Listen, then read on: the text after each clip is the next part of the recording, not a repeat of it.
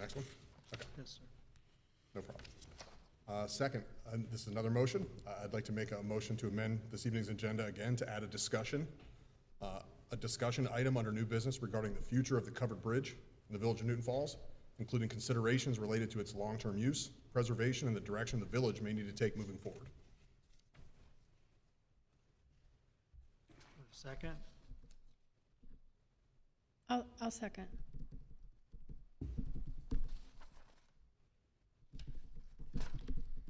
Discussion? Vote? Actually, I didn't. Please, We don't own that bridge. County does. county owns the bridge. I just Yeah, want I to make figured- that clear.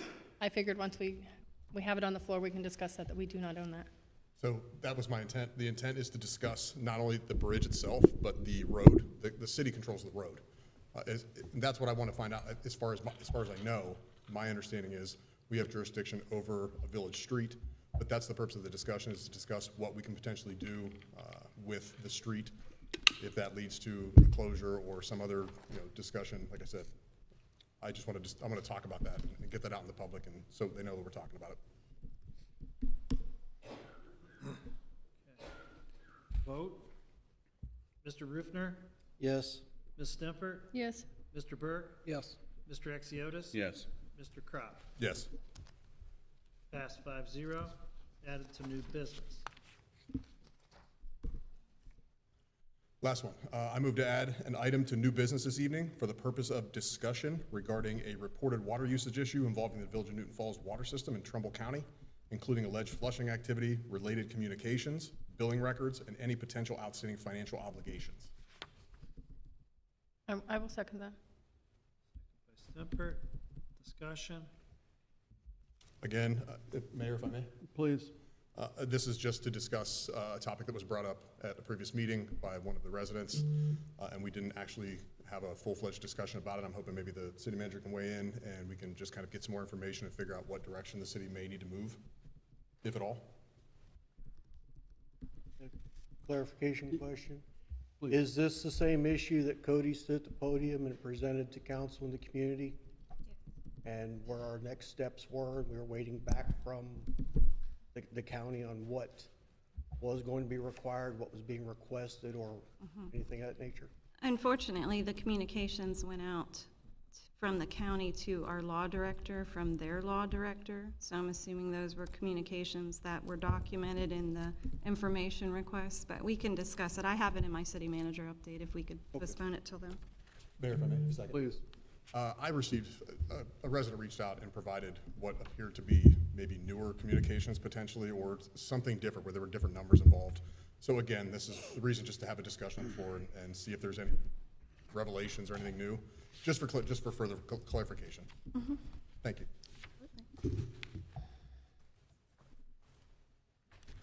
Mr. Exiotis? Yes. Mr. Burke? Yes. Mr. Rufner? Yes. Ms. Stempert? Yes. Mr. Crop? Yes. Passed 5-0. Added to new business. Mr. Crop, if I may, if you have those written, Yes. may I have, for the minutes, may I have a copy? I want to make sure I get them as you stated. Here, well, you didn't have the first one. You just want the second one? Yes, please. One second. All three, if you could. Okay, give me 1 second.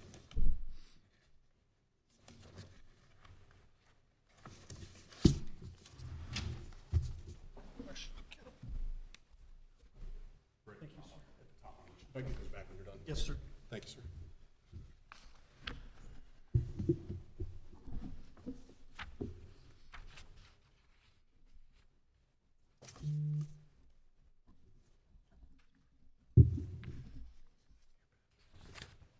You can have the ugly one.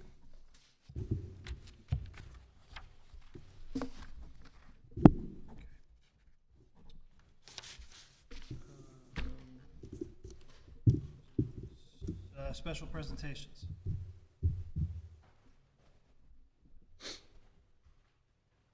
All right. Looks like we have one. From, do you want to? We do have a special presentation tonight by the finance director, the utility billing administrator, and the head of our electric department.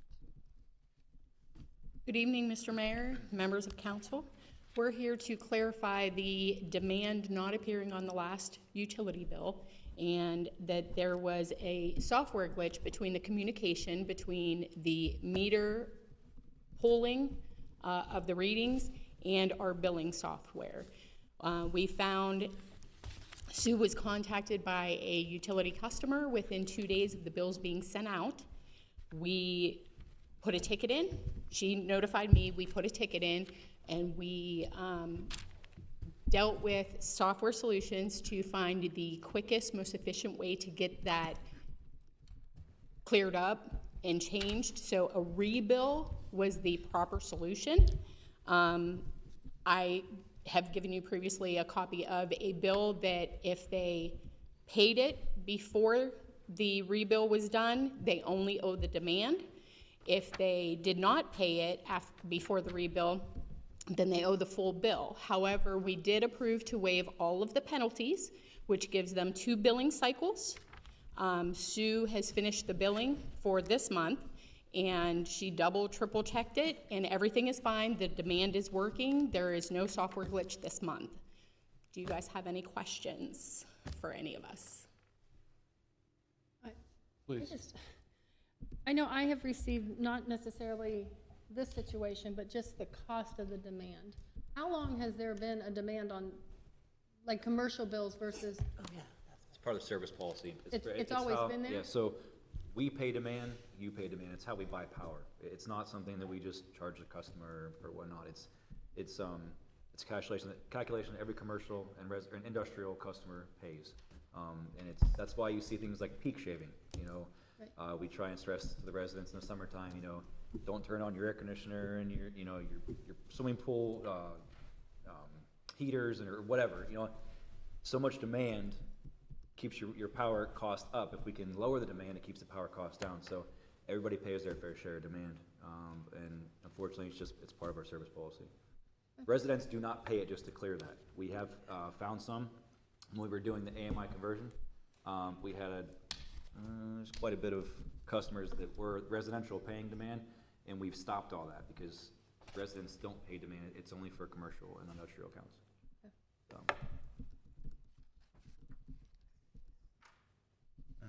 Waiting to be recognized. Please, Mr. Exutis.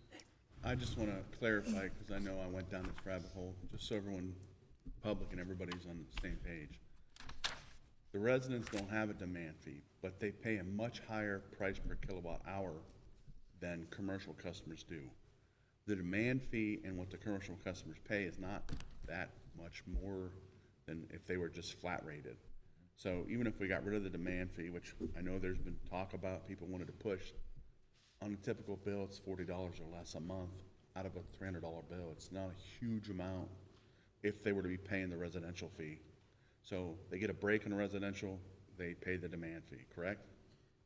I don't have the calculation in front of me, but basically the point, yeah, but they're only paying for what they use. Yep. That's why people, you know, like Venture Plastics, they're very, I know you were there, Brian, they're very conscious about their bills. You know, they have, I don't know, so say 10 machines.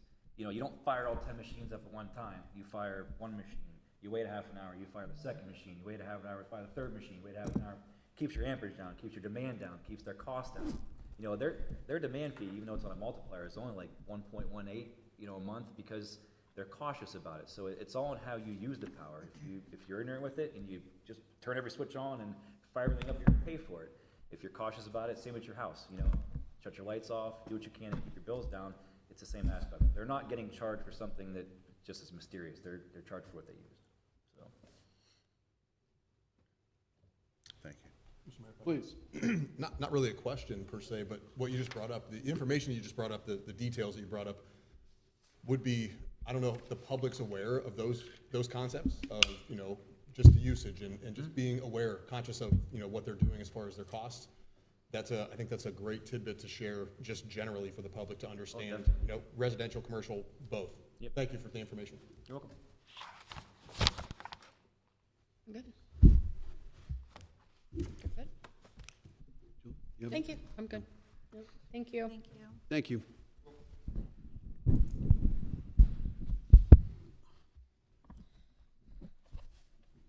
Any invited consultants here tonight?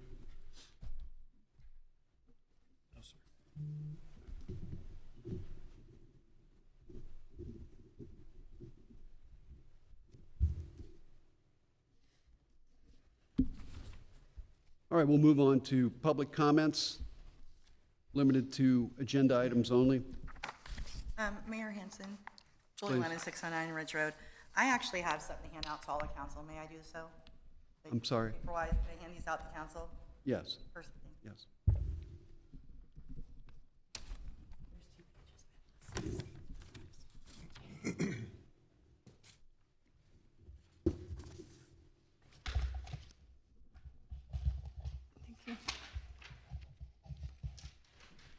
Thank you, Ms. Julian. Watch your step. Thanks. Oh, sorry.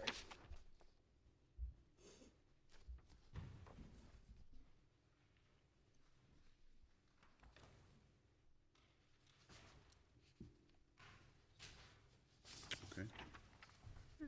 All right, Julie Lemon, 609 Ridge Road. So a few things I would like to go over regarding council, the agenda.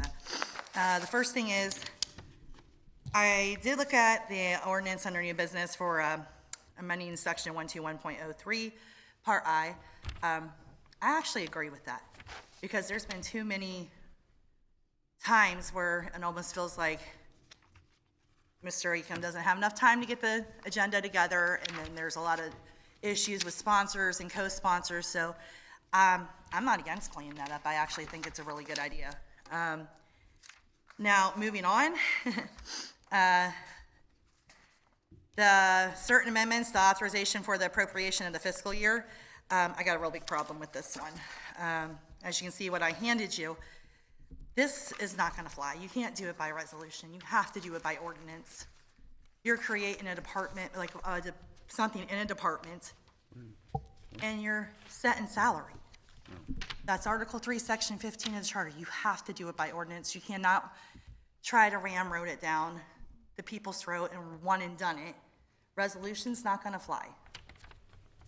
You guys swore to uphold the charter. I'm gonna need you to uphold Article 3, Section 15. And I also threw in Article 5, Section 1 in there for you, just for reference, but taking our law department from $90,000 to $63,000 and adding that more into it and then making it a total of $153,026 a year. We've never had that before.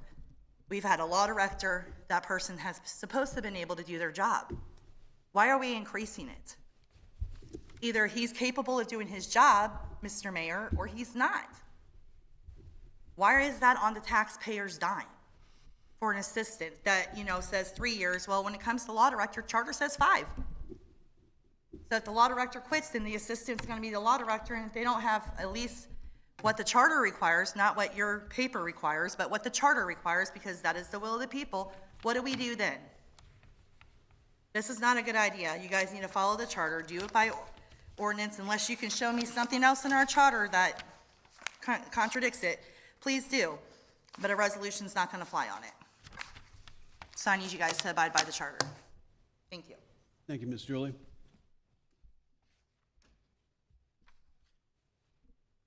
Anyone else tonight?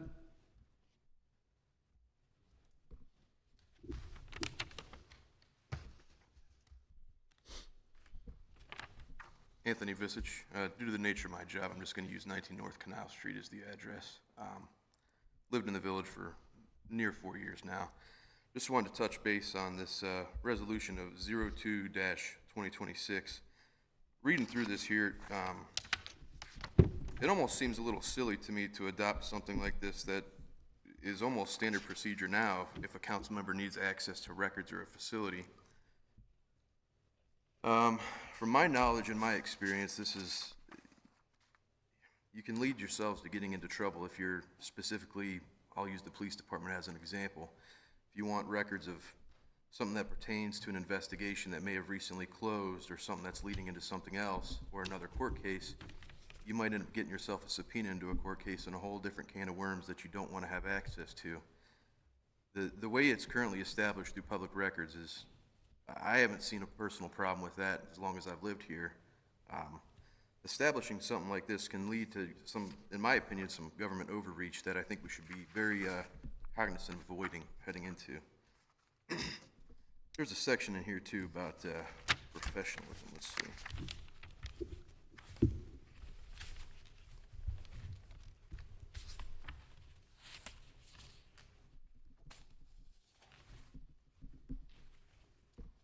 The council conduct here.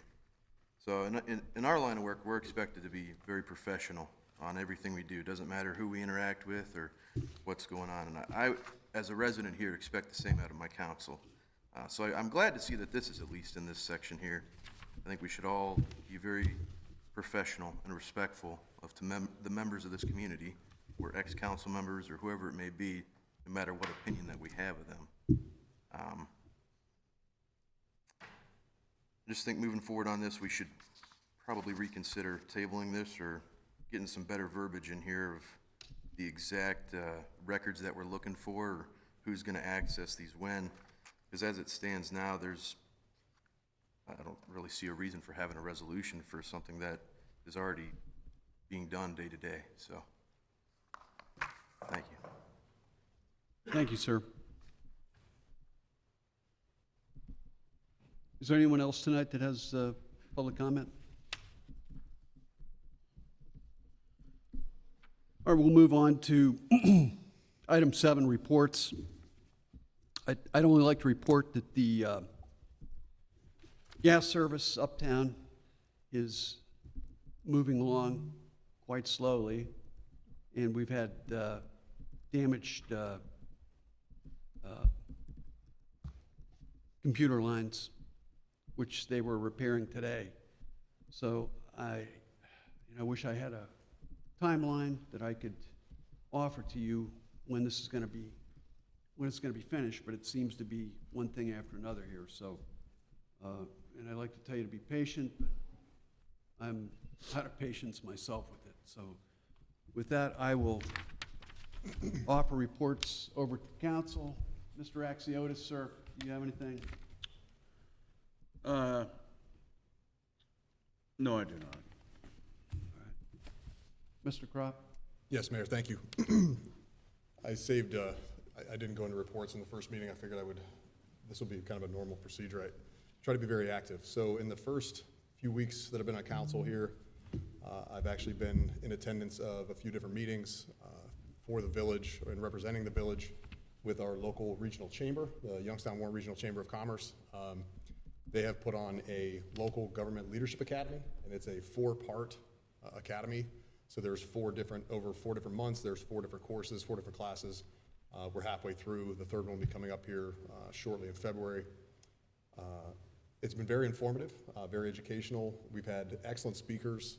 The topics have been ethics, have been records, have been funding, which was a very important one. We had the most recent meeting, we had multiple presenters. The presenters were from the state, from our U.S. representative, Dave Joyce's office. So we had the representative, Monica Robb Blaisdell, and then we also had the director, and I forget her name exactly, but from the Ohio Budget Management Director. So we talked about budgeting for the state, how often that happens, the 2-year cycles, capital projects, those types of things that cities and villages, like ours, are submitting requests for to get these capital projects for improvements in the village, infrastructure, just all kinds of different things. And how to go about that, how often it happens, what the process looks like. And then we also had representatives, we had staff members from Representative Dave Joyce's office, who is our congressional rep down in DC for the 14th District. And then we also had a representative from Senator Husted's office as well, spoke again at about the federal funding and how federal funding works. And I have I have documentation paperwork. I don't want this to be just something that lives in my head. If anybody wants those types of things, I'd be more than happy to provide them. We also had 2 individuals on a panel that presented. One was from it's called Prest Public Strategies, which is a lobbying company that works with the chamber, also works with local municipalities on a fee basis. But basically what they stated was relationships are everything when it comes to getting things, when it comes to getting state funding, when it comes to getting federal funding. Relationships are really, really important. There's no just one clear avenue for achieving those things. You need to have a coalition, and you need to build a coalition, and that comes from networking, communicating, and just having conversations with people and building those relationships. There was also a representative from a company called KO Consulting, which was a grant writing company. We are, I think, very fortunate right now that we have our comprehensive plan that we've just, I believe, has just gotten underway. Hopefully, maybe the city manager can talk about that. But they are grant writers, as we've talked about before. Hopefully, they'll be very successful in getting those grants for us. I've also been on the phone with multiple offices. I've reached out to Senator Sandra O'Brien's office, spoke with her staff about some of the things here in town, some of the projects that I would like to see come to fruition, or things that have kind of fallen off the radar or people have kind of forgotten about that I think are bigger than just Newton Falls. I think they're, could be statewide, national recognition type projects. I spoke with her office, her staff member. I also reached out to our representative here in the 64th district, Representative Nick Santucci. I spoke with one of his staff members and one of his aides and was actually able to get some documentation for potential capital projects and had that sent over. And then Representative Santucci was kind enough to reach back out and follow up on that call. And we spoke at length about, again, some things that I would really like to see happen here in the community. We have some amazing untapped opportunities and amazing structures, historic sites, and those types of things that I think have kind of fallen by the wayside and been forgotten about. I just heard about our covered bridge. It's just one of our historic things in our town that just got hit. So I think there's a lot of stuff going on, and I would like to move forward with continuing to try to build a positive view and a positive appearance for our community, because I don't think there's been a lot of outreach in any way, shape, or form outside of this room or outside of just some social media and those kind of things. I think building genuine, actual relationships, meeting people in places that have the ability to secure funds or that have information to help us figure out how to do that better for ourselves is a huge benefit to the community at large. So I'm going to continue to do that. I look forward to attending the other meetings for the Chamber of Commerce, and I will report back for those meetings as well. I have some paperwork and stuff that I got from there. There actually will be coming up in March. There's going to be a Columbus drive-in. The state legislators, they'll be going back into session. I don't know if anybody really is aware of what a state legislator session looks like or what their timetables or when they're in session, when they're not. Again, if anybody has any questions, I'm more than happy to offer what I know or point people in the right direction. But there's going to be a Columbus drive-in down to Columbus to have an opportunity to sit and meet with a lot of state representatives and have conversations, and again, build a network, try to build coalitions, and trying to get positive relationships again for Newton Falls, instead of just being negative all the time. And just, I think anybody that's watching this or anybody that's going to listen to this or anybody here in this room probably is aware of those types of things already. So I want to change that. Really like to very much so to change that, the view and the appearance moving forward, and it takes relationship building. There'll also be there's going to be a meeting in DC as well in June, and that's an opportunity for sitting down with federal legislators and our reps that, I don't know if we've had an opportunity or really taken advantage of those kind of outreach opportunities. I have some other things from the Chamber of Commerce, the regional chamber, that we are a member of, which I think is fantastic to have that relationship and to take advantage of those types of things. That's a very well-known and well-respected organization that has, again, very good at relationship building, and they will lobby and they'll speak on our behalf if we have projects, things that we want to try to accomplish here in Newton Falls. So again, we don't have to go it alone when it comes to doing things for our community. We have opportunities out there to take advantage of, and I fully plan to try to take advantage of as many as I possibly can. Thank you, That's all I sir. have, Mayor. Thank you. Ms. Julie, do you have anything? Yeah, just a couple of things. We had our fire board meeting last night. Our budget's looking nice and healthy. We are struggling to sell our First Street property that was given to us many, many years ago. We've had our second seller, but now we need to look at possibly some EPA, anti-debating, is that what I want to say? For gas wells that may have been on there in the 1920s. So I may pick your brain to see what you can find on what we did with the Duncan property, because I know there was grants for that and stuff, so if we can just, I'm gonna have a discussion with you and see what we can figure out on that. But other than that, we've hired another Newton Falls resident to begin training for EMT. And our next meeting is February 17th. Thank you, Mr. Kind of low-key over there. Yep. Ms. Lemon, would you grab me a glass of water, a bottle of water? I hate to ask you. My pipes are dry. Yes, It's right as you're going out First Street to the left, like the Canoe Library here. That property, that corner was donated to the fire district many, many years ago. Yeah, yeah. Got it, thank you. Yep. Mr. Burke? Right now, I have not met with the park board yet, so if anybody else, I think we have an opening still on the park board. If anybody's interested, contact myself or the city manager's office, and so we can start getting stuff together for spring and doing stuff from the parks. That's all I got. Thank you, Mr. Burke. Mr. Rufner, do you have anything, sir? Nothing tonight, Mayor. Thank you.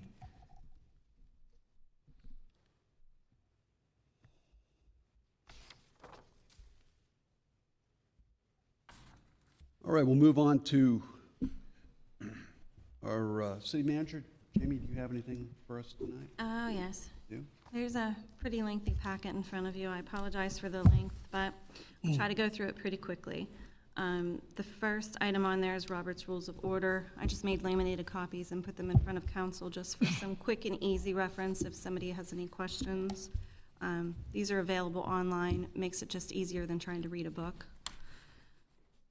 The next item on my list here is my history in Newton Falls. Not every council member was here whenever I first came on board, so I just wanted to let you know, like, what was happening versus what, we are progressing towards. So I started in August of '24, and at that time, the finance director was part-time. So I only had about 4 hours of training when I walked through the door, and I had no experience on eGov, which is the city's accounting system, and had no formal training. So anyways, I've been an auditor for almost 20 years, and I've never been a finance director before, so this was all new to me. So I just, when I came through the door, 99.9% of the day-to-day operations were already handled by Pam Heilman as the assistant finance director, as we didn't have anyone on site.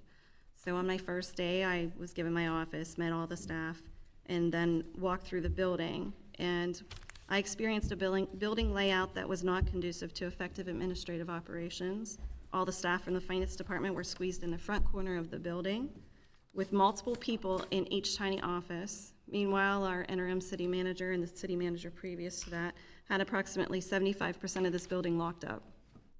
So what wasn't locked up looked like storage facilities with old chairs, boxes, discarded items, and so on. So I won't bore you with all the details, you can read those, but I cleaned out what I could at that point in time. So in May of '25, I started on the rest of this building, and I've included at this time, both what the finance department staff looked like when I started as an organizational chart, but then in the second page of this chart represents the village as a whole and all of the departments, all the titles, and what has become the city manager's office. I did not hire any staff. I reorganized the administrative offices, and we are all functioning in varying different roles at this time. So I went from, what I thought was a part-time finance director to a full-time finance director, interim city manager, and sometimes zoning.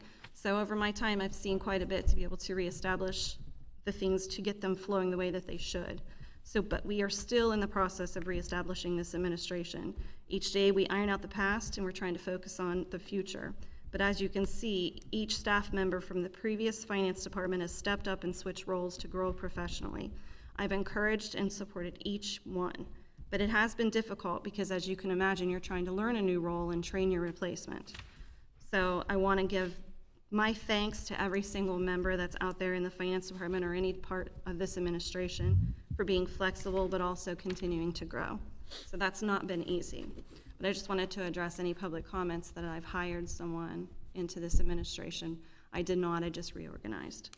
So also in this overall 2026 organizational structure, you're gonna see something that surprised me in my time that I was here.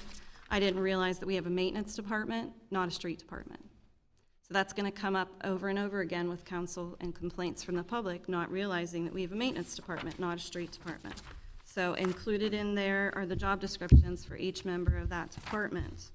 So when I was preparing this, I obtained those job descriptions. They're dated 11/6 of 2000.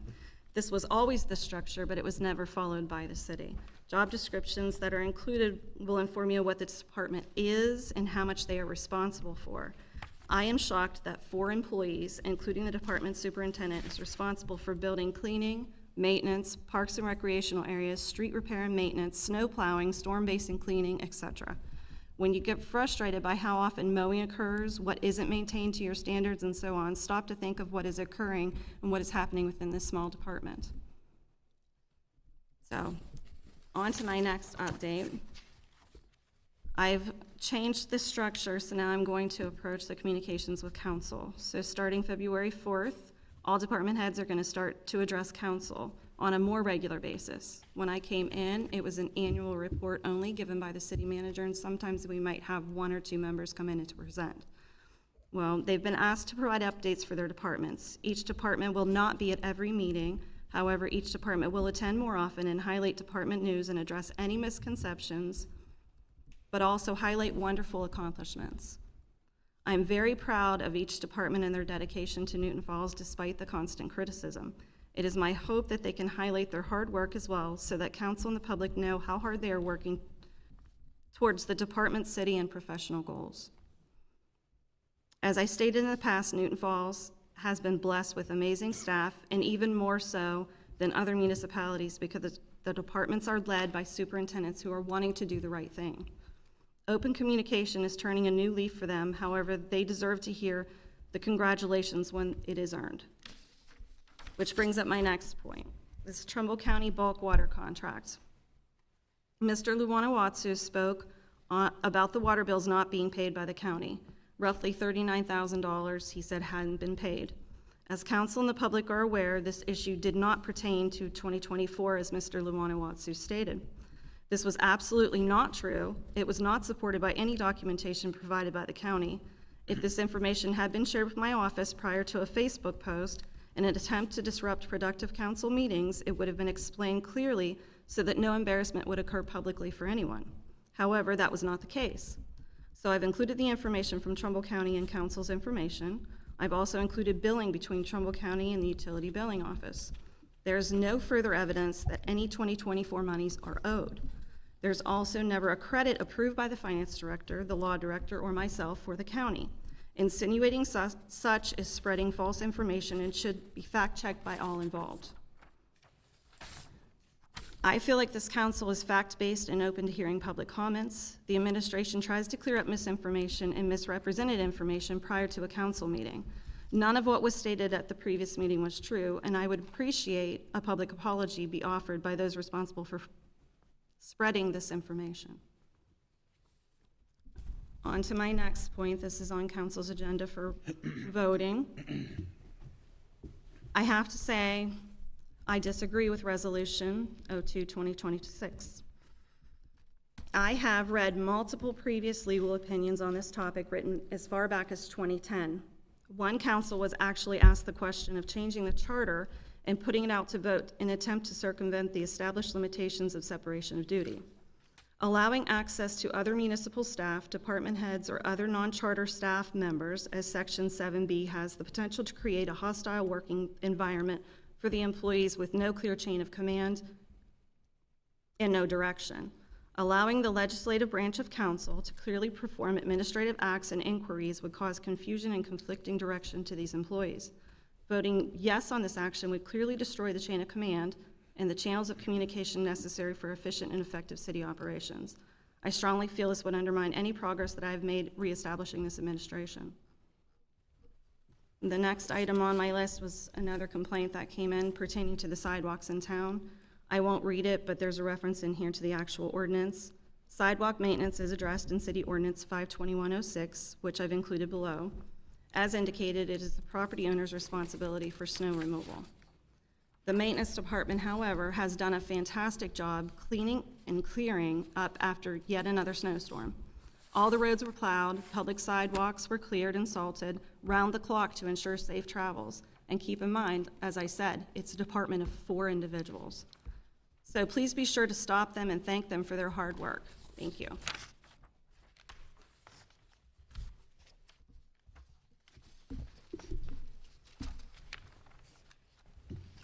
All right, thank you, Ms. Jamie.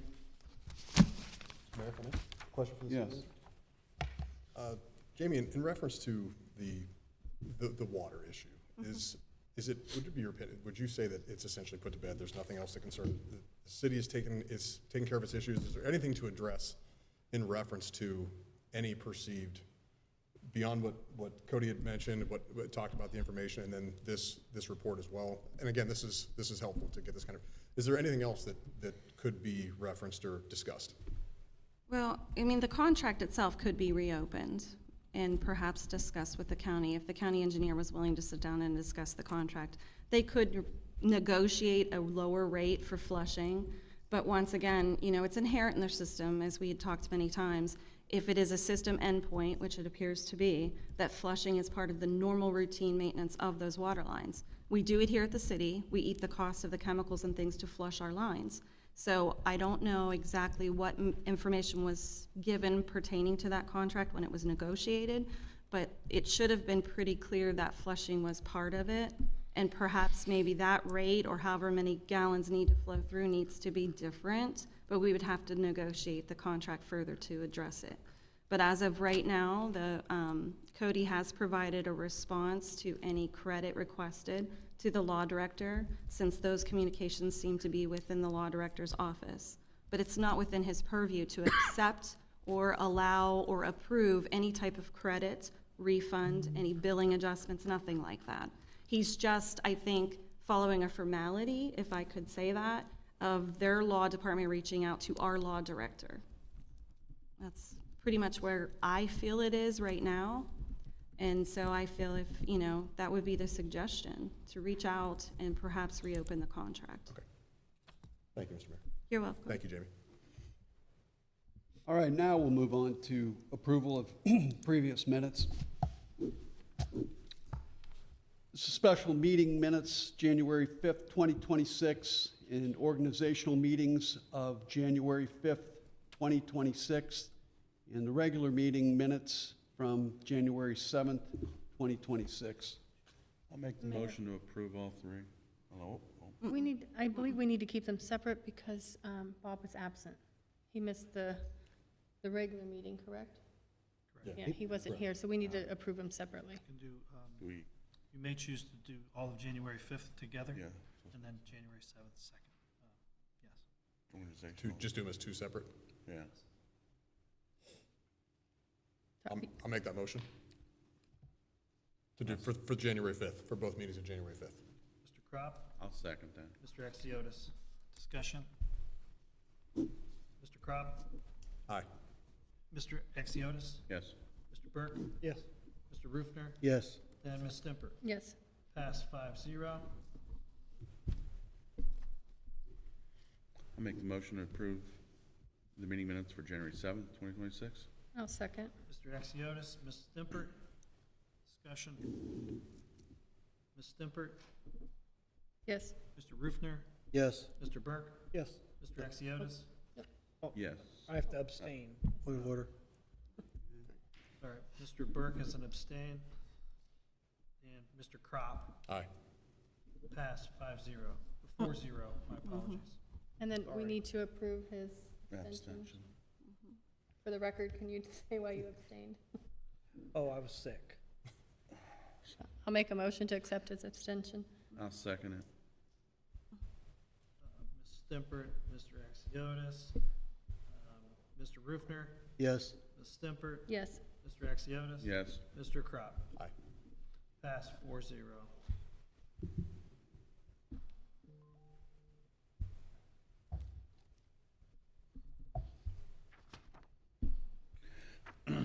There are no public hearings. All right, we'll move on to item 10, unfinished business. There isn't any.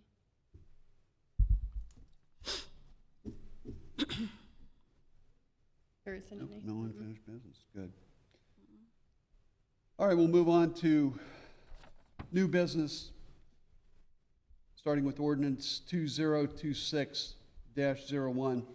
This is an ordinance amending section 121 6.03I of the codified ordinances of the Village of Newton Falls pertaining to sponsoring legislation and council meeting agendas.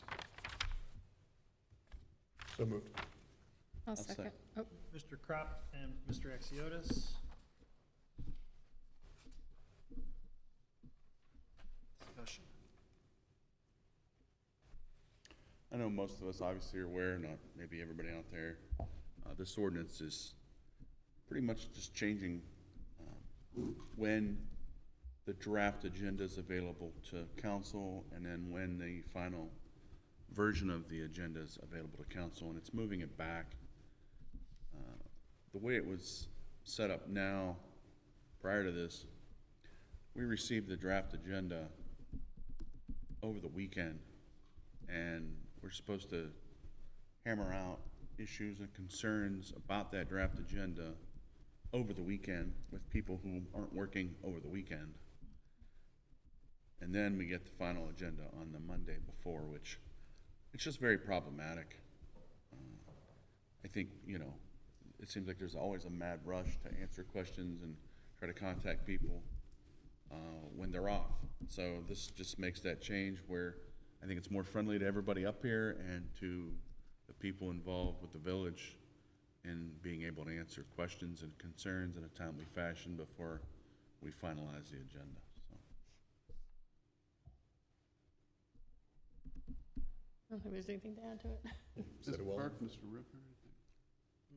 Nothing there.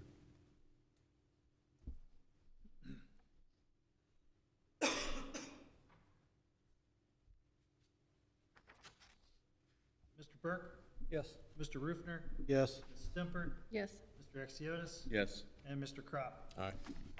Pass 5-0.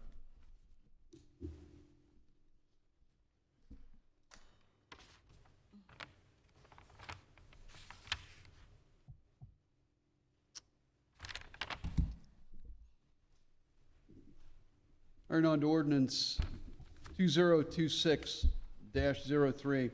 This is an ordinance authorizing certain amendments to the appropriations for the fiscal year ending December 31st, 2026, and authorizing the finance director to amend and file a certificate of resources with our county auditor. So moved.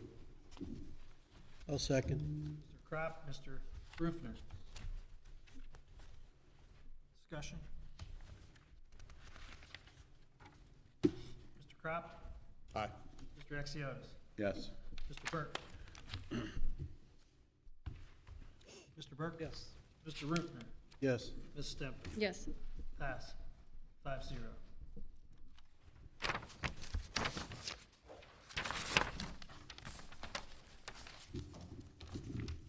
Next comes ordinance 2026-04. This is an ordinance authorizing the city manager to enter into an agreement with Software Solutions for VIP payroll software. I'll make the motion. I'll second. Mr. Axiotis, Mr. Crop, I'm sorry, Mr. Rufner. Discussion. Mayor, if I may? Yes, please, Mr. River. Just to explain this a little clearer and put a little more out there, the proposed legislation provides financial advantage to the village. Basically, it does come with a $26,000 upfront cost, but it reduces the annual operating cost and maintenance fees by $15,000 a year. So we're spending the $26,000 to get the software, but it's going to reduce our operating cost by $15,000 a year going forward. And that's versus the current paycheck system. Beyond that, the immediate financial benefit to it is that this also paves the way for the finance department to start moving towards a cloud-hosted or cloud-based server system versus the physical hardware that we have in the back room. A lot of people don't think much of it, but that will provide us the ability for better cybersecurity, better access in the event that, say, something were to happen. We lose our server here and it actually takes the hard drive out, we're out of luck. We hope we got backup somewhere, a viable backup. Whereas having it cloud hosted, we've always got that backup on the cloud, and they have multiple backups for that. So in the end, this is a step towards the end goal of moving things to a more modern technology-based program and system. Can I second address? Mr. Axiotis? One thing Kevin left out, which I'm just going to highlight too, it integrates better with our existing system, and we'll see operational advantages to that, not just in terms of savings, but overall operationally, it's a better solution for us going forward. Since we're piggybacking, I'm just gonna piggyback on all that. We just upgraded, and the whole finance department and yourself have been trained on our whole new finance system, correct? No? We are in the process. You're in the, well, okay, Yeah. you're in the process of. Yeah, it's overall, it's over a year-long process to build, train, because of our utilities as well. So it's all utilities coming into the system as well. So this is another component that was offered, and it does streamline, as Mr. Axiotis said.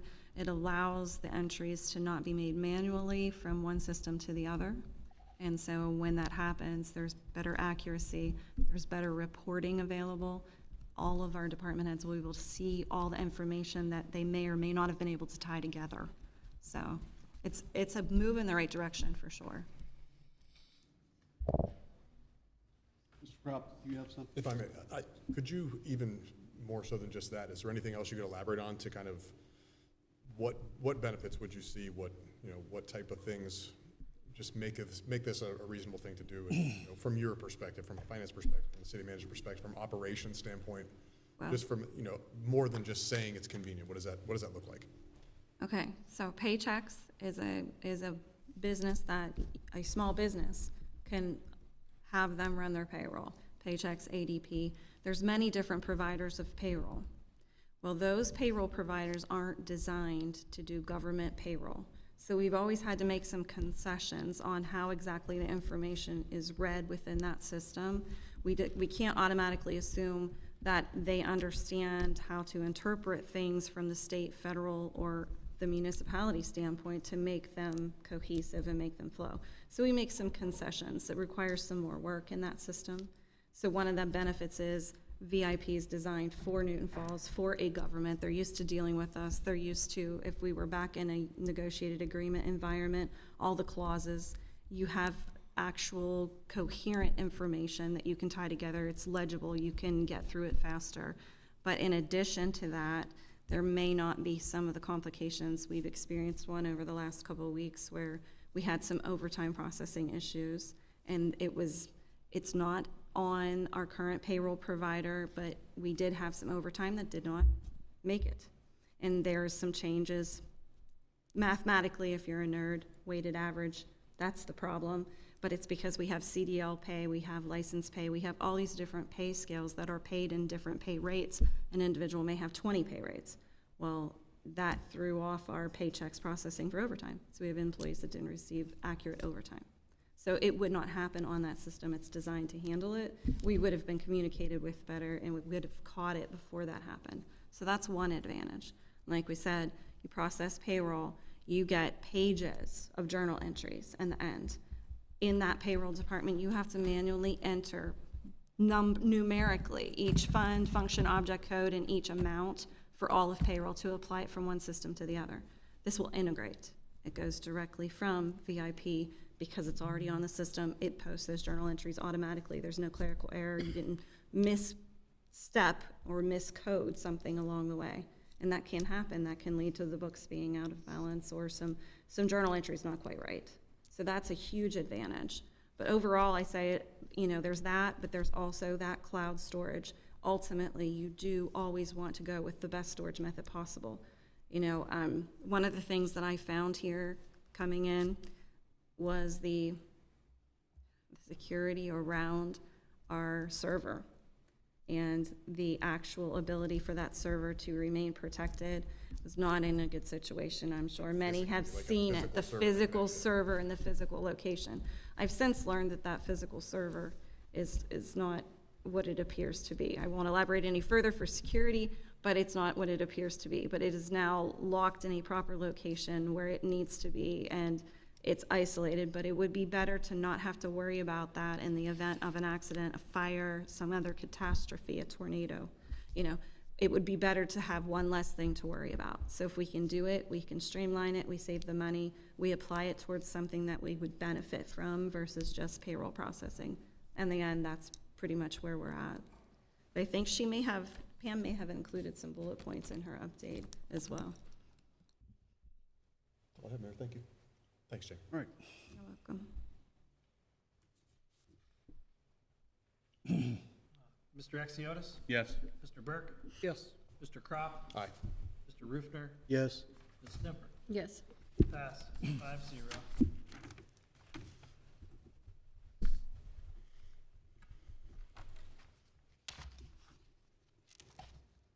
All right, now comes Resolution 01-2026. It's a resolution adopting the job description for the position of Assistant Law Director for the Village of Newton Falls. So I'll make moved. the motion. Okay, okay, you got it. So moved. I'll second. Mr. Crop, Mr. Axiotis? Discussion. Please. You know, we were given some interesting information on ordinances, and one could argue by adopting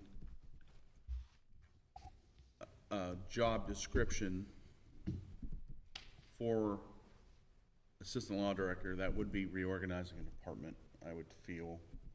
I don't have a law director here to ask, but I feel like that would be reorganizing a department. I don't know, I'm not a lawyer, but, you know, I didn't catch this. I obviously was decently involved with hashing out what that job description looks like, but are we reorganizing a department by having this job description? No?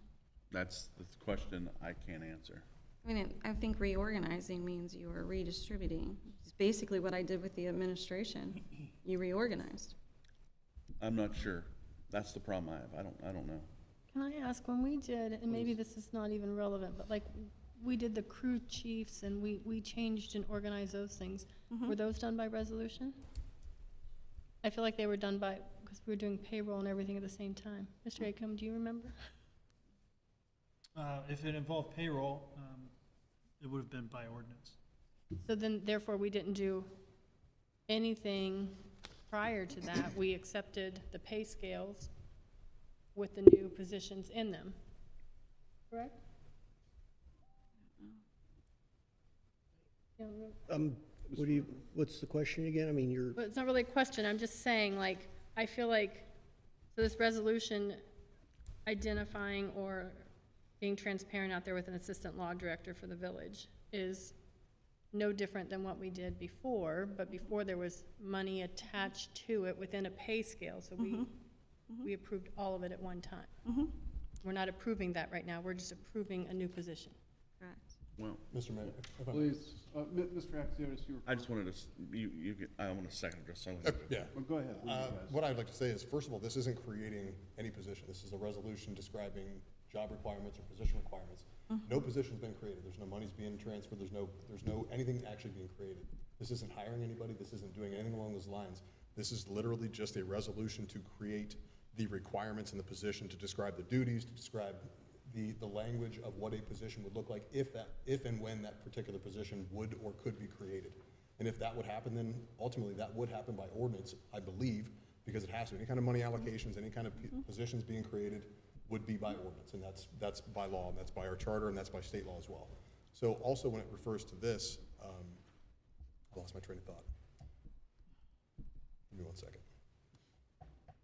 We're not creating a position, we're just creating the requirements around said position, and that's what I wanted to talk about, was the reorganization.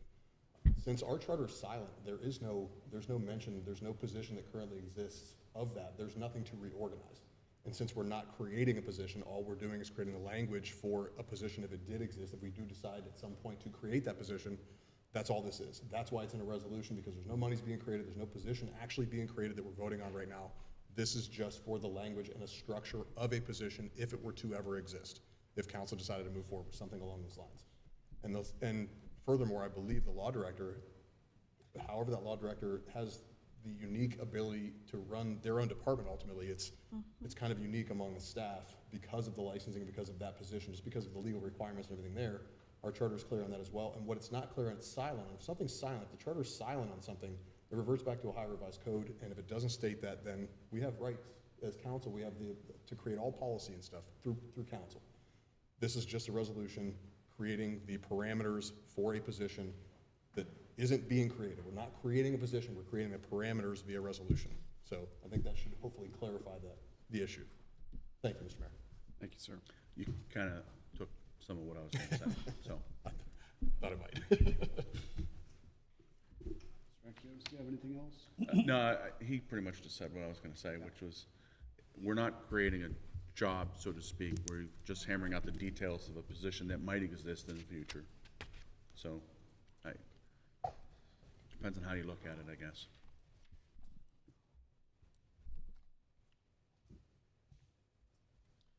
Roll call. Mr. Crop? Aye. Mr. Axiotis? Yes. Mr. Burke? Yes. Mr. Rufner? Yes. Ms. Stemper? Yes. Pass 5-0. Point of order, Mayor. Yes. We have the gallery. Could you please quiet the gallery down? I'm sorry? The gallery, we have people talking out of order, speaking out of order in the gallery. Thank you, Mayor. All right, we'll move on to Resolution 02-2026. It's a resolution establishing standards for village council, access to municipal facilities, resources, records, and staff. So moved. I'll second. Mr. Crop? Mr. Axiotis? Mayor, if I may? Yes, please. So I submitted this resolution, and in the resolution, it's pretty extensive, and it is a resolution, so of course it's non-binding, it's not a law. It's basically a recommendation, and the reason that I put this in is because as a council, as a body, we need to have access to resources, we need to have access to our council staff via charter, and establish a good line of communication, access, and also a place to operate and do business, and sit with our constituents, have meetings, be able to access records on a regular basis during regular business hours. And at no point, and if you go through the language of this resolution, again, that's non-binding, the language in this resolution is very clear, and I made sure to put that in there, that the charter is very clear on what roles the council has and what rights they have to request information, what rights they have to work with certain staff. There's chartered staff, and then there's city employees, department heads, et cetera. This is in no way attempting to, and like I said, it's spelled out very clearly in there in the language, this is no way an attempt to overreach or to step on toes or any other language you want to use for those types of positions. It's for the ability for council to ultimately do their job, for us to be able to perform our duties to the best of our abilities, to have access to the building that we're supposed to work at and have access to our staff, which is organized and spelled out clearly by charter. I think this is important, and ultimately I would like to have access, and I'd like my colleagues to have access to the city's resources from a standpoint of printing out documents and records. I print things out. I'd like to have physical documents, and I don't know if anybody knows this or not, but council doesn't get paid a whole lot of money. This is a lot of time. It takes a lot of effort. I can't speak for anybody else but myself. I put in a lot of time and effort into doing this job, and I take it very, very seriously. And I want to make an impact on this community in the very short period of time that I'm going to be up here. And in order to do that, I need full access to all of the resources at my disposal, and that includes printers and copiers and paper and pens and those kind of things, because if I can't get it here via the city, which my tax dollars pay for and so do the residents, I'm going to pay for it out of my own pocket. And again, I'll just state, council gets paid $3,600 a year, and that was set in '96. So I don't know if any of you get paid $3,600 to do basically a full-time job, because that's what this is, and that's how I treat it. Even if you were to do 10 hours a week of work, that's less than minimum wage. That's lower than minimum wage to serve the public. And I don't know if anybody noticed, but nobody's beating down the door to get up here. There's a reason for that. This is just, in my mind, common sense. And again, this isn't an ordinance. This isn't some kind of law. This is just a recommendation. I would like to be able to come into the building and know that I have access during regular business hours. This is, again, the language is very clear. I'm not asking for anything beyond what I think is common sense, in my opinion. Like I said, to be able to walk into a room, have an office, maybe even, it even says in there, scheduling protocols, you know, all this would happen with communications, direct communications with the city manager, who is the superior, who is the chief administrator of the entire village. So we work directly through the staff, which includes the city manager, and she directs her staff as she sees fit. Nothing in here is attempting to do anything different or to change that or to interfere in any way, and it even says that very specifically in here. As far as department heads and speaking to other staff members that are not chartered staff, we absolutely have the right and the ability to ask questions and get information. I don't need or shouldn't have to go through layers and hurdles, and it just becomes tedious ultimately. It's not even our staff has been fantastic. I will say that the communications have been wonderful. I've got the emails have been going, flying in and out, back and forth between different departments, different staff members. So I can't complain. I'm not complaining about that at all. But I want to just establish something that says we have the right and have the ability, again, non-bindingly, but just so there's something in writing. If I need to come in during regular business hours, I need to print off whatever I need to prepare for the upcoming meeting, or if I have meetings coming up or anything that's happening for the community, I can do so that it's not coming out of my own pocket because I'm already paying for that as a taxpayer and a resident. So I think this is just Thank common you, sense. Mr. Kropp. I think, Thank you, Mr. Mayor. you know, the resources I appreciate it. are taxpayer resources, you know, for printers and Correct. paper and things like that. Correct. And there's also another issue of privacy for the citizens with regard to the aforementioned departments within the city. Not just the police department, but utilities, sewer, water, all those things. So I think council as a body has to rationalize this. You know, that this is something that they need, and, you know, the copies aren't free, the paper's not free, and no one up here took this job for the money. None of us. We're here, this is a moral and social duty that we all accepted and we took. So I leave it at that. Mr. Axios, do you have anything, sir? I did. Go ahead. I read this and I'm sponsor of this legislation. Doesn't mean I agree 100% with it. A lot of what he's brought up is right. I feel like there's no harm in having an area to work from if needed, like if we want to meet with constituents or whatnot. I mean, I don't want to bring people to my house. I probably don't want to do that at McDonald's or something. So I see no harm in that. Some of the issues I have with this resolution, though, is the redundancy of what's spelled out in the charter already about access to staff. Anyone who's sitting up here should have at least read the charter a couple times in their lifetime. It's already spelled out who we have access to. Adding that back into the resolution, I feel, is not necessary. And there's also a section says, I'm going to read verbatim, nothing in this resolution shall be construed to prohibit reasonable access to non-charter staff members or department heads when necessary for information gathering. I have a problem with that line. And the reason I have a problem with that line is because of prior councils that have sat up here and have done things that they should have never done. And I've heard stories from many people over the years where council members were literally following some of our crews in the field and telling them how to do the work. So I just have a problem with that section more so than anything. Everything else I'm fine with, but I really don't like that because of what we've seen up here with other council members over the years. And I feel like this could be used in some way, shape, or form for them to justify some of those actions when we're not up here. So I personally would vote no on this today with that inclusion.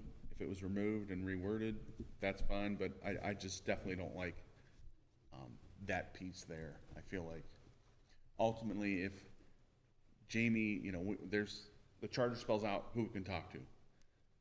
At that point, if they're not in a charter and they're not people we can address, it has to flow through the city manager and the city manager only. If the city manager says, that's fine, go speak to that person, that's great. That's why we have administrative staff. That's why we, But I don't feel like this piece here, should be included, personally. Thank you. I agree with that. You know, the- at some point, it could be weaponized by the wrong people, Yeah, you know? And the city manager is charged with running the day-to-day business here at City Hall. So, Miss Julie, do you have anything? Yes, so I can completely understand, because Mr. Kropp, I know you sat on council when things were not real professional or respectful. Unfortunately, I've had the privilege of doing the same. I believe Mr. Rupner too. So as reading through this initially, I was like, okay. Then my thought was, that piece of paper isn't gonna change anything. Especially when you go back, so much of what's written in there is, in my opinion, an overreach. It's very subjective, and we already have charter, ORC, when we sat on council that didn't get followed anyway. So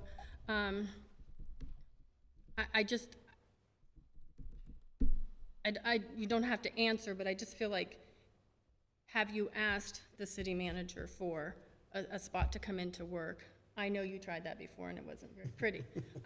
I truly feel like if I picked up the phone or I came in here and said, I've got all these things to print off to prepare for some legislation or whatever, I truly do not feel, if we've hired competent professional people, if we as a village have elected competent professional people who truly have the best interest of this village at mind, we shouldn't have to be redundant and have this legislation. Thank you, Ms. Julie. Yep.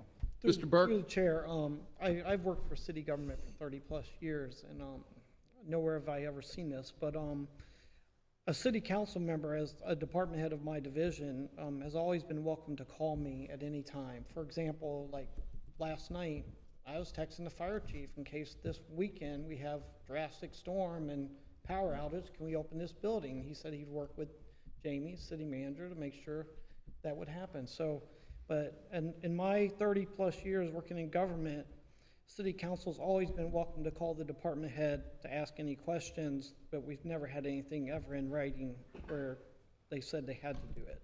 So that's just my personal opinion. Thank you, Mr. Burke. Mr. Rupner? Well, first of all, I'm against making legislation just to make legislation. I get where you're trying to come from, and I kind of get the gist of where you began, and I understand where it comes from. But in your own statements, it's non-binding. You can't enforce it. If you can't enforce it, why have it? If you look at everything that's through, well, we'll say sections 3 through 7, everything in section 3 through 7 is either is available, could be available, or would be made available if you just ask. Whether it be access to the building, access to a computer, access to a printer. But you have to ask.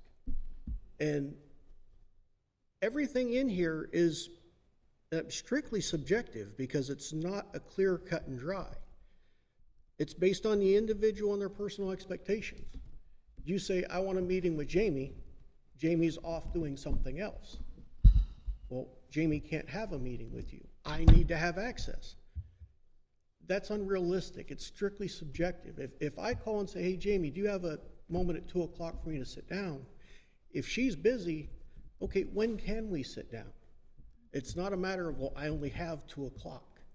That's not access. We don't get unfettered access. She has a job to do as a lead administrator, head administrator of this community. I can't expect her to be at my beck and call, just like every other department head. Because if you start going to other department heads, you start going into their offices, you start going into their businesses and saying, hey, I want to take a moment of your time.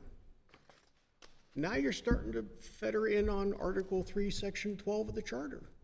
Interference, because you do it, Brian does it, Julie does it, Bob does it, I do it. They lost half their day because someone had a question that had to be answered right now. To me, that's not realistic. Everything in here is either already covered in the Ohio Ethics Policy, Ohio Sunshine Law, Open Meetings Act, Article 3, Section 12, Section 121 of the Administrative Code. It's all already there, to include Section 10, the express provisions, political campaign activities. We all just took the Ohio Ethics. That's one of the big key things in there. You will not, cannot. Why do we need another ordinance or resolution in this case to tell us we can't do what we know we can't do? So again, I look at this as it's legislation to make legislation, but if you don't follow it, you have nothing to fall back on. It's unenforceable. You know, everything's already there. The things that are legitimate, they're already covered in other avenues, other official documents that we have to follow. So again, I can't support something that's just, to me, already there. That's all I've got. Thank you, Mr. Rivner. Mr. Mayor, can I second address? Please. I'm glad we had this discussion and talked about this piece of legislation that is submitted. I do get the feeling, I wonder if people actually read it in its entirety, word for word, because it's, although it may be, there may be some redundancies in there. I was on a previous council for a short period of time and have been very involved with the community and paid attention to how everybody operated, how some people did what they wanted to do and how they wanted to do it. And none of this in here is meant to, it's certainly not directed at Jamie, the city manager, any of the staff or anybody else, because they've clearly been very helpful in every respect that I've asked for. But the fact that we're having this discussion and talking about the idea that council should have access and should be able to utilize the different resources and services, and there's nothing spelled out that says, and that I'm aware of that I've seen that says that if I need to print something off, or if I need any kind of resources that I have to do my job, whether that's asking department heads, there's nothing in here that says, hey, there's immediate access or a time frame or that there's some kind of a demand. It just says that it's available. And I do like having things spelled out specifically and not vague and open-ended, where I want to know that if I need to reach out to somebody, that it says that I can. And yes, it's not binding, but they're non-binding, but there could be a follow-up ordinance. Obviously, it doesn't sound like people support this. I thought it was a very common sense. This language, it could still be misused. I mean, we have accessibility now. If I may, We Mr. only have to make. Point of order, Mayor, it's the councilman's moment. Thank you. I lost my train of thought when you jumped in. I just felt it was important to have something spelled out specifically in language. And again, there's nothing in here that says any kind of demands or requirements. And also, I don't care, and I'm going to say this as plainly as I possibly can. I don't care who's in what position or who's in what chair, whether it's the person before her or the people before her or the people after her, or the people before or after us. That shouldn't matter. It should be that we have a regular way of operating and a regular expectation so that anybody that does happen to follow us, that didn't have the same experience that we may have, or had, understands what the difference is between a really bad administration and a really bad council and really bad faith actors, can come up here and know that they will have the full weight and power of the community and the resources at their disposal to be able to do the job. I understand that, like I said, there's some redundancies and there's things spelled out in ORC and those kind of things, but those didn't matter either when the time came. I know I personally couldn't get into a building or couldn't get access to certain things when I needed them because one person could control that, and there was nothing that could be done. I'm not saying I don't think that will ever happen. I really don't believe that will ever happen with this administration, nor do I think anybody up here right now will abuse or would abuse these types of, I don't even want to call them powers, because they're not. They're not. Like I said, if you actually read it word for word and read through what the legislation says, there's no authority granted, there's no excess powers, there's no change of anything. It just spells out the ability for council to do their job. And I don't think anybody here would call up a department head and demand, or walk into somebody's business and demand. I think that's ridiculous. I don't think anybody up here would ever do that. I would hope they wouldn't. I know I sure wouldn't, and that's not what this is asking for.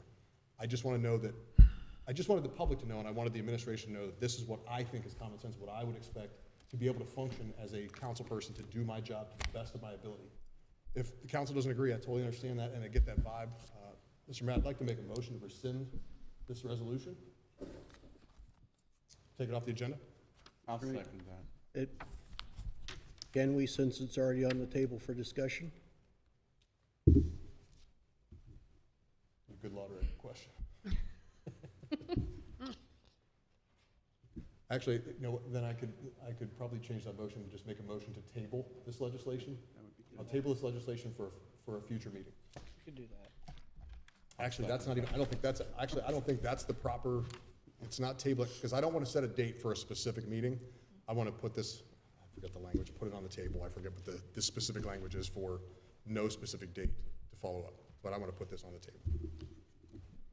I think you can, We have to look that one up. I think you can just table it and in a future meeting, announce intent to remove it from the table. We'll do that for now, and I'll confer with the law director, make sure that's proper, and if I have to change it, I will. So for right now, Mr. Mayor, I'd like to motion to table this piece of legislation. Yep. Thanks, sir. I'll second. Again. Crop and Can we discuss? notice, table.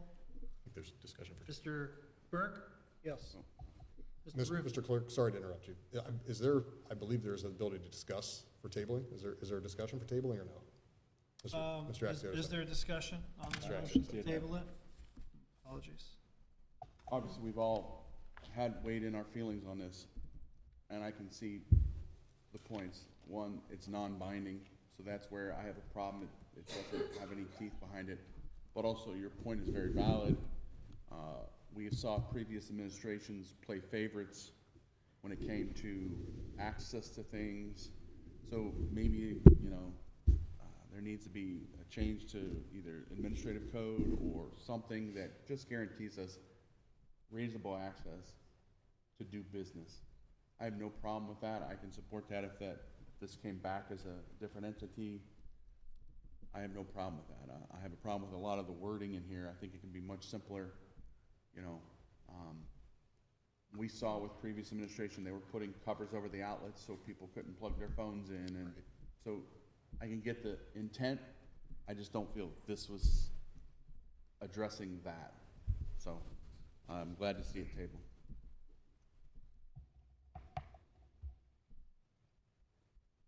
Hopefully tabled. Mr. Burke? Yes. Mr. Rufner? Yes. Ms. Stemper? Yes. Mr. Axiotis? Yes. Mr. Crop? Aye. Pass 5-0, tabled.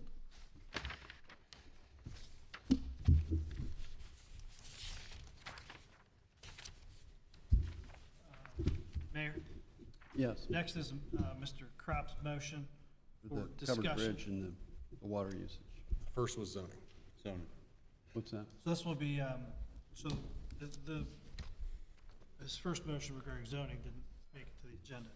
So the first one is this, motion to have a discussion regarding the future of the covered bridge in the village, including considerations related to its long-term use, preservation, and the direction the village may need to take moving forward.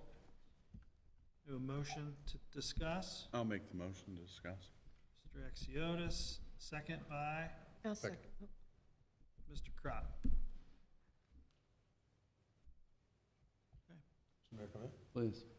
The reason I brought this motion to the floor was, I'm sure as everyone's aware, once again, our historic, I don't know how, if people really realize how rare, I know there's a lot of covered bridges in Ohio. We're pretty blessed and pretty fortunate. If you've ever driven in Northeast Ohio, you see all kinds of covered bridges. There's a tour you can take, there's a whole route you can drive. But ours is significantly unique. We have a covered pedestrian walkway, and I believe ours is the oldest still functioning in the original place, in the original location where it was placed. So literally the oldest in the state. If that's not worthy of being preserved, and being historic and being recognized, I don't know what is. And if we keep letting this type of thing happen, where someone hits our bridge and then I'm very disheartened by it, honestly. It's really sad, because that's a beautiful bridge. It's, like I said, has a ton of history. We have the 4th of July coming up. We're getting ready to celebrate our America 250. It's a unique piece of historic property, and it deserves to be preserved. I think for the purpose of this discussion was to talk about potential ideas, or to, see what the administration's thoughts are on seeking avenues for maybe closing roads, or finding a way to work with the county if they own the bridge, or some avenue. I know that as of right now, the city manager has full authority to control flows of traffic, and I think you've already done that with signage and temporary, those kind of things, but there's nothing permanent as of right now. And if we don't make an action or do something on that, that's not what this is about, but I'm gonna discuss that and see what people's ideas are for moving forward. I think we need to close the road and make it a pedestrian-only walkway, a pedestrian-only bridge, and be able to utilize it that way and never have it hit by a motor vehicle or a vandal or potentially somebody drunk in the middle of the night who decides to hit and skip and run off. And I don't know if that was the case or what happened, but it's really sad. It's really disheartening to have this happen yet again. And because of the historic nature of this bridge, we can't just go get some wood from Home Depot and fix the bridge. That's just not how it works. There's a whole bunch of other things that go into it, and I won't elaborate on that, but I'd like to, anybody else wants to weigh in? Mr. Axios? I understand the intent. The question I have, because the bridge itself is owned by the county, if we were to make it a pedestrian-only bridge, how, like, from a dollars and cents perspective, maybe the county decides they're not gonna spend money on it anymore. It's no longer a functional bridge. So I have some concerns from that aspect. And I think it would take some deep conversation with the county, because the city can't afford to foot the bill on that bridge if we're the ones that's gonna be doing maintenance on it. True. Now, maybe we can install some protective barriers in a way, like, I don't wanna say guardrails, but something maybe that feeds through that bridge that would prohibit them from the damage that's been incurred over time now. I know there's ways to get creative with that and make it kind of fit the atmosphere of the bridge, but I don't know about closing it off permanently to traffic might be the smartest move. I think we definitely have to talk to the county and the commissioners and just understand what the ramifications of something like that would be for that piece of our history, so. Thank you, Mr. Axios. Ms. Jolie? I like the idea of putting some kind of barriers up, but I also would ask, like, how, do they own just the bridge, or is there so much land outside of the bridge that they own? Maybe those barriers would be something we'd have to talk about with them. And then my only other thing is, I know we close it off for the 4th of July and other big events, but, for our safety personnel to go back and forth, we just have the one main road through town, that's kind of a feeder one, would that not behoove us to close it? So I think this just starts conversations with administration, with the county to see. Mr. Burke? Did you have something, sir? No. Okay. Mr. Ripner, I saw a hand go up over there. Never mind. All right. Sorry. And like Mr. Axiotis said, we don't own it. We don't control it. We don't maintain it. That's something that's gonna have to come from the county. We're gonna have to initiate conversations with the county as to what we can and can't do. We can sit here and talk about putting up barricades, barriers, blocking off the road, making it pedestrian only. Keep in mind, that is our second crossing of the East Branch of Mahoning within our town. You shut that down, that could potentially present a health, life, and safety issue with limiting only one access means across that river. Now there's a third over by what Borders used to be. Well, if you go, you're right, but I'm saying from, for example, the fire department or the police department, now they're going clear out around to get. So you're adding response time, you're adding, potential risk. So those things all need to be taken into consideration before we even look at making suggestions, I guess you could say, to the county. I think maybe we should first off say, what can we do? What are they in support of? And look at the options from there. But as far as us making a decision, we don't have nearly the information necessary to even go start down that road. That's all I have. Thank you, Mr. Ripner. Yeah, the bridge has been here since the 1800s, and I think that there's a lot of taxpayers that would be greatly displeased if that bridge was shut off to vehicle traffic. And, with that said, a bridge is a bridge is a bridge until it's no longer a bridge. And that's what it was built for and intended for. And there's a lot of tourists and people come in town specifically to drive through the bridge and sometimes even steal a little smooch when they're in there. So that's all I have to say, but not me. Experience, right, Dave? Have a second address, Mr. Yeah, Mayor. please. Again, this was the entire purpose of putting this on as a motion tonight, was to actually discuss this and have it publicly discussed. Of course, there are no decisions being made. I'm not attempting to make any decisions, nor am I advocating for any decisions to be made tonight or anytime in the near future. And while it sits, that bridge is closed. That bridge is going to remain closed. So it's a moot point to say, well, we can't close the bridge. We can't, because the bridge is closed right now. It's going to be closed every single time somebody runs into it with a car, which has happened multiple times, like repeatedly. And also too, this isn't, and to your point, Mr. Mayor, in my opinion, this isn't just a bridge. This is a unique bridge. This is one of the only bridges like it in the entire state. It's on the historic register, if I'm not mistaken. I believe it's one of multiple places here in our town. It is a draw. It should be used and utilized as a draw. It should be utilized in other ways other than just driving cars over it and running into it. That's not what it was designed. I mean, I know that's what it was designed for initially, but now at this point, it's been placed on the historic register, and we should be utilizing that bridge as something to draw attraction, draw people here to our community to visit it, not to see it wrapped up in caution tape and, unusable because somebody hit it, because cars drive through it. I think we need to, again, like I said, the whole purpose of this was to bring discussion and to start this process, reach out to the county potentially, find out more information and maybe come back to council, discuss this further, because again, like I said, the bridge isn't going anywhere and it's going to be sitting closed for quite some time. So for the foreseeable future, that's where it's going to sit. I'm really disappointed. I was kind of hoping that it'd be open and we could utilize it for the 4th of July, because like I said, the America 250 is coming up, and that's something else we haven't talked about, but hopefully we will in the future. But hopefully we can continue with this discussion and make ends, not make ends, but make progress towards coming up with some type of either a solution or an ultimate use case or collaborative use between the county and us. We can figure something out. So I'm glad we were able to have this discussion. Thank you, Mr. Crop. Thank you, Mayor. I'm going to move on next to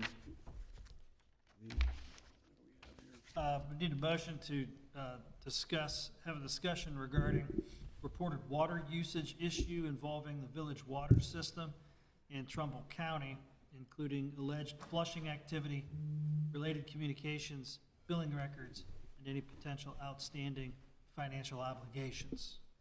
Mayor, I'd like to move to remove this item from the agenda for this evening. All right. I'll second. Mr. Crop, Mr. Rufner to remove the motion. Discussion. Mr. Rufner? Yes. Mr. Burke? Yes. Mr. Axiotis? Yes. Mr. Crop? Aye. And Ms. Stemper? Yes. Pass 5-0.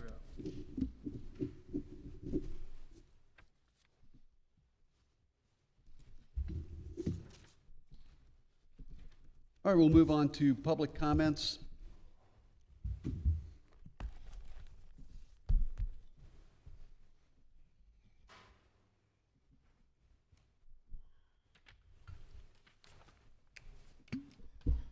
Mark Stemper, 1023 Page Court. I just encourage each and every one of you, now that you guys have been seated and been sworn in, to take advantage of this building. I think Jamie, I think if you reach out to her, there is an office right there in the chambers. If you need to meet with a constituent, there's an office right there. Yes. Prior, there was a computer, there was a printer. I mean, there are resources that you guys don't even know about. I think you need to take a tour of the building and just take it all in. Because I'm not asking you to, get a desk next to Jamie. No. I'm asking you, That's what I wanted. as representatives of this town, to see what is in this building, because there is a lot. I used to be in your position, and I used to be in zoning, and I used to be the building administrator for this building. And in doing that, a lot of you don't know that there's speakers up there. These are false faces that you could put speakers up. Instead of having them here, you could have them there. There are a lot of features in this building that I feel are not being utilized to the good of the people. And it may save money or behoove you to take a tour. Maybe there is something that you can resolve your issue, Mr. Kraut. I mean, I find that office back there being perfect for you guys. I feel that where we are left out is all of these different groups should be able to meet in here, not just council. Because I think this is a place that everybody should meet.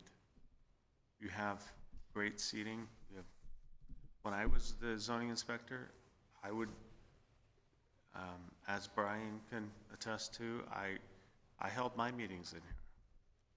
I had it was my responsibility to do the agenda. Those are things that you're gonna have to come back and revisit. And that's all I gotta say. Thank you. Thank you, Mr. Temple.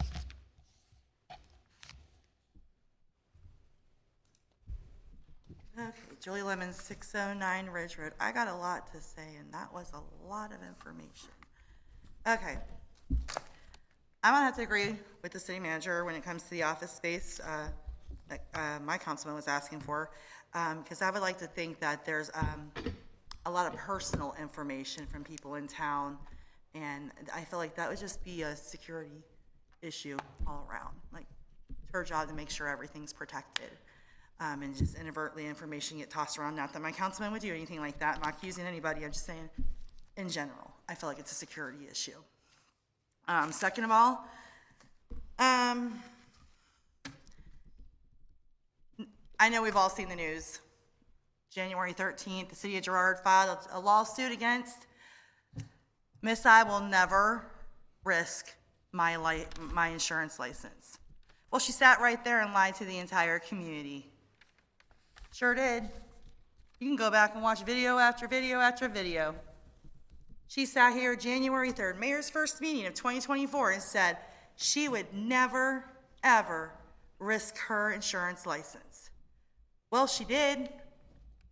And now there's criminal charges in the Newton Falls Municipal Court. So the only and I'm very happy about both, because I've been preaching it for 2 years, and I'm very happy that things are finally starting to progress. But there's one thing else I would like to find out. When's it going to progress?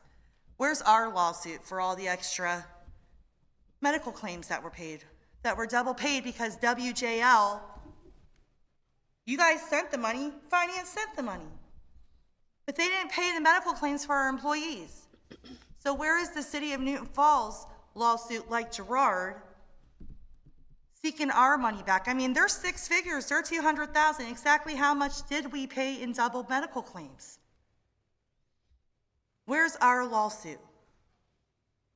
I mean, you guys are spending money. You guys up the law budget. 26,000 for VIP is what the quote I think I saw on Facebook is. So, or not Facebook, but this, the agenda. So that's fine if you guys are going to spend money and do it right. But where's our recuperation of our funds that we double paid so our employees did not end up in collection? So I ask that the city manager and council look into making sure that that lawsuit gets filed and the city of Newton Falls taxpayers receive and redeem their refunds. Thank you, Ms. Julie. Mayor, may I ask a question of Please, Julie? if you would. Can you come back? Do you have information that indicates that the employee claims were not paid? Yeah, it was said on council. Yes, it was, that they were paying double claims.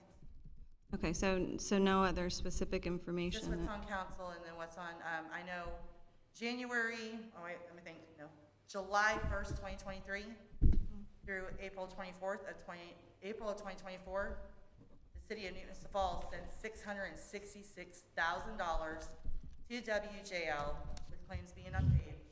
And that includes the premiums, the FSAs, the HSAs. And that came right off the city's website under the finances. Okay, thank you.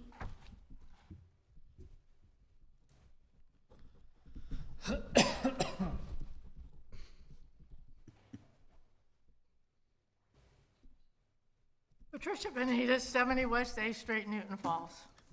Okay, I would just like to thank council for tabling Resolution 02-2026. You can smile all you want. You need a leader. Okay, you want, it's not in stone exactly what you want for your resolution, but you want council to have access to the facilities, the resources, the records, the staff. Yeah, I'm gonna pick on Mr. Rufner because he was my student. So he could come and say, you know, to whoever, I don't like the way you're doing your job, because you're giving him access to reprimanding that person. And then Mrs. Stemper said, what are you talking about? She's wonderful, or he's wonderful. We have a city manager, a very good one, at this, as far as I'm concerned. Let her do her job. You know, if you want a record, I'm sure she will get the record for you. Maybe not today, because maybe she has other things to do. And, you know, some things are personal. Maybe somebody has said something, and it's nobody else's business. You know, we have Facebook, that tells everything. Anybody will tell you that, okay? So like I say, thank you for tabling Resolution 02-2026. Thank you. Thank you, Ms. Papp. Thank you. Anyone else tonight?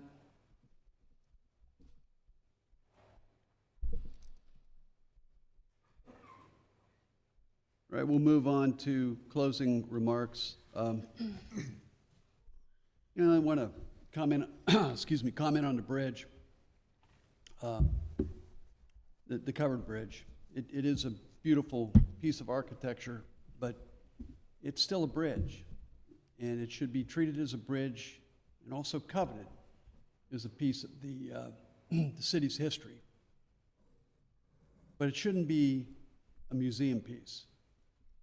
I don't see where we would benefit from blocking the bridge off from people coming into town specifically to see it. And I mean, the bridges that I know up in Ashtabula, and it's been a couple years since I've been up there, they're all passable, as well as the ones in other states. So I think that moving in the direction of maybe finding some bollards or, you know, an overhang with some casement pipe to keep box trucks or something like that smashing into it, I think that's a good thing. But preserving the history is very important, but also being able to have it accessible to the public and you know, have the quiet enjoyment that that bridge deserves for the taxpayers. I think that's another very, very important thing. So that closes my remarks, and I'll hand it off to Mr. Axiotis. Sir. Thank you. Got a little bit to say today, so bear with me. You know, one of the reasons I ran for office was because of what I saw going on in this city over the course of many years, even different administrations. But I think one of the most motivating factors for me to sit up here was the prior city manager. Some of the things that were done, I felt ethically were very, very questionable. Others felt that same way. I feel vindicated to see that the Ohio Ethics Commission ruled that there was a violation. The only shame of the matter was that it was a misdemeanor and not greater. In response to the public comments about the lawsuits, my understanding is WJL is closed and no longer in operation. They're not answering the phone. No one can get a hold of anyone who was involved in that business. I do want to point out that WJL was an LLC. Typically, LLCs are shielded from the personal assets of the individuals themselves, whereas the business is typically liable. We had a discussion amongst council about our concerns of what the city had to pay and cover in light of what WJL did not do, that they were contractually obligated to do.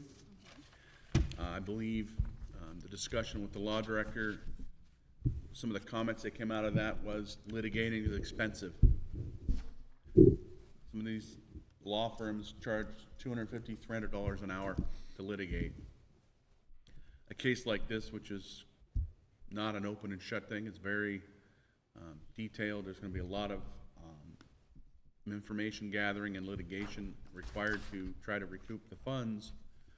The question was asked, if we spend $500,000 to litigate and we get zero, who wins? Is there any assets to get? I don't know that answer, and I don't know if it makes sense to spend that kind of money for a maybe $0 result. So that's where we're kind of stuck, at least from my point of view. Doesn't make sense. I mean, if I knew I could get the assets of the owners and hold them personally liable for that, by all means, I think we should. But also, if Gerard's already filed suit too, and there were any assets to recover, what would be left for us? So, is it a win if we spend $500,000 to get nothing? I don't know that answer. I feel personally that there's probably nothing there for us to get, unless there was some insurance policy that they had that allowed us to recoup that. But at least from what we had spoke of with the law director, it doesn't seem to be the case, and it would probably cost us more in the end to get nothing. So that, you know, just very concerning.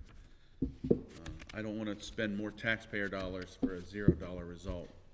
There's many times where we feel it's probably the right thing to do, but in the end, we still don't win. So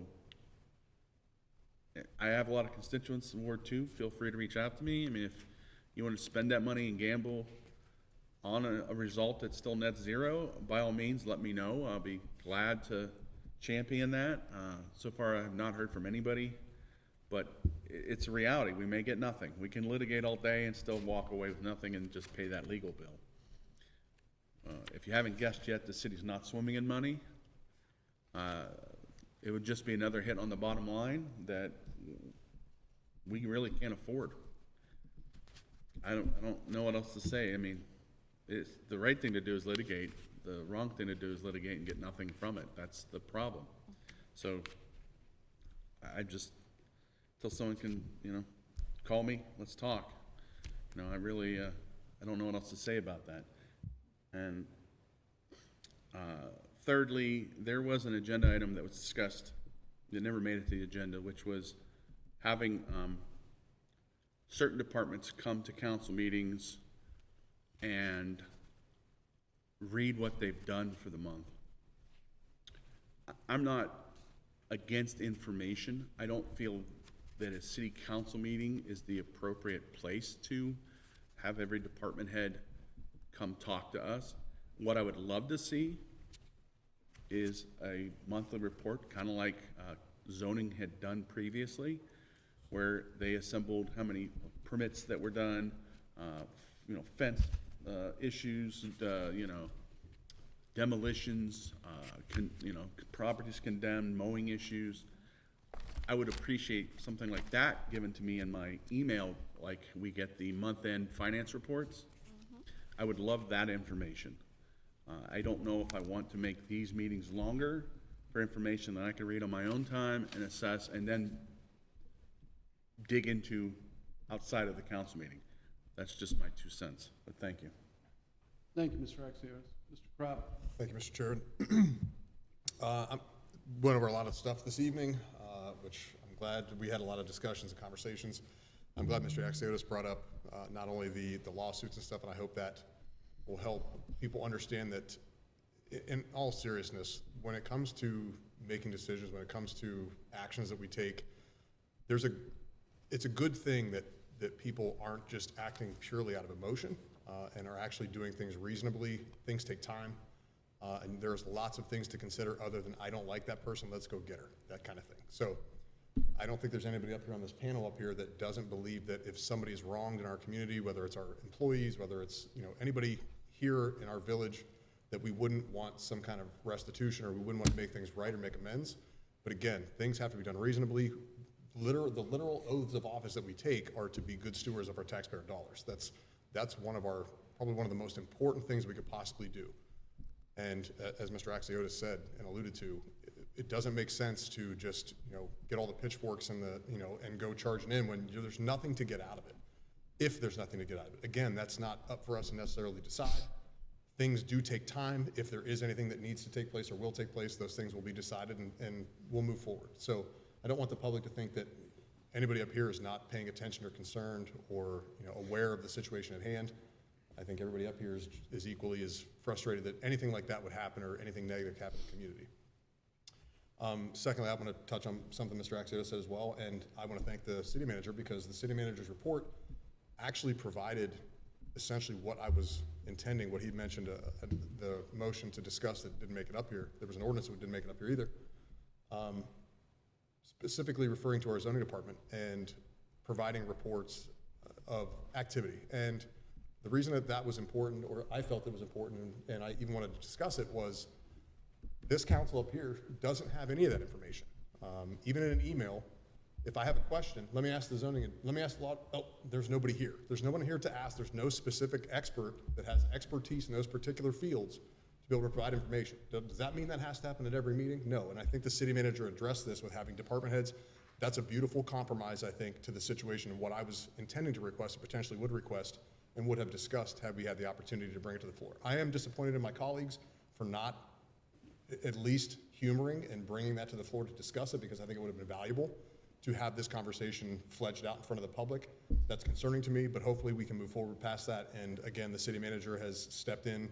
I think we're very much on the same page as far as that's concerned, and I hope we will get that information moving forward, and that way we can choose which policies need to be created or what things need to change or kept the same, depending on information. Information is how we lead. That's how we are, that's how we create policy. If we don't have that information, if we have a lack of that information and no one to ask, we can't legislate or create policy effectively, and we're not doing our jobs. That's just the bottom line. That's how I look at it. And then a couple of public comments, and I think there was a big to-do about the resolution for access and municipal standards and those kind of things. And I'm just going to say this, and I hope I don't offend anybody, but please, reading is important. Reading the actual words that are actually in the documents and what they actually say and what they do and don't mean is very crucial. I highlighted just a couple of the sections here, specifically Section 6 and Section 7. Public records. So there was a discussion earlier, I think somebody mentioned public records, that it was in here when somebody in public comments mentioned this. Public records. Village council members shall have reasonable and timely access to public records relevant to legislative, fiscal, or oversight responsibilities. The second part of that, confidential or non-public records. Access to non-public or confidential records shall be provided only where legally permitted, relevant to official duties, and subject to all applicable confidentiality, ethics, and executive session requirements. I don't know how much more clear these statements can be. That's just one reference. I really wish that people will read before they come up and make statements. There's another, as far as staff access, Section B, Section 7, Part B. Access to other municipal staff and department heads. This is not charter staff. Nothing in this resolution shall be construed to prohibit reasonable access to non-charter staff members or department heads when necessary for information gathering, clarification, or fulfillment of official council duties, provided such access is exercised in a professional manner and consistent with time, place, and manner considerations. Again, reading is very important. I don't mean to be crass, I don't, but it's irritating to have people come up and just say things that don't make any sense and the language is in there, it's very clear. And the last point I want to make, Mayor, the bridge, the covered bridge, is on the National Historic Registry. It is not just a bridge, and unfortunately, as one of my constituents pointed out, we need leadership. We need vision. We need some kind of direction to move this village in, because we haven't been moving in any direction. We got a bunch of people with paddles going in circles. We haven't done anything. We have these beautiful buildings. We have the covered bridge, which is historic registry. We have our downtown. It's not just a downtown, it's a historically registered downtown. We have our former USO building, community center, that's sitting in ruin right now, that's a historic, it's on the historic registry as well. These are attractions. These are things that would actually draw things into our community. People that don't just live here, people that don't just are, from around just this local region, but potentially statewide, nationally. But because we lack vision, because we lack any direction or ability to see these things on a larger scale, they're in ruin. They're getting hit by cars. They're closed. They're unavailable to the public. But then at the same time, we have the public will complain. We have businesses that are talking about what they need and what they require. We should be supporting them by doing those types of things, by focusing on the assets that we have and using those and making opportunities out of those and actually exploiting those opportunities and utilizing to the best of our ability. We haven't done that. If somebody could tell me when we've done that in the last 30 years, 40 years, 50 years, I'd like to hear it because it hasn't happened. So that's what needs to happen, and that's what I hope to do moving forward. That's all I have, Mayor. Thank you. Thank you very much, Mr. Crop. Ms. Julie, do you have anything? I have nothing, sir. Mr. Burke? Yeah, through the chair, just a few things. We talked about the sidewalks. Today on my way home, after the high school area, right in front of the St. Joe area, there's a semi in front of me wondering why he's going left to center. You got 4 kids from the high school walking on 534 because the sidewalk over there in front of St. Joe is icy and everything, so they're walking in the road. So yeah, please get your sidewalks clean. The school district does their job, and then all the way up to the church, it's very icy and slick. Secondly, I know we have deadlines for legislation. Like where I work in my other job, Youngstown, there's a deadline for late legislation, so I can be able to physically see it. Usually it's 2 days after that deadline. So like tonight, I have a hearing issue, so it's hard to hear sometimes, so I'm trying to take in all the late things that were coming in, and looking on Kevin's notes over there. So if they can have a deadline like 2 days later so it can actually be in writing, that would be very helpful.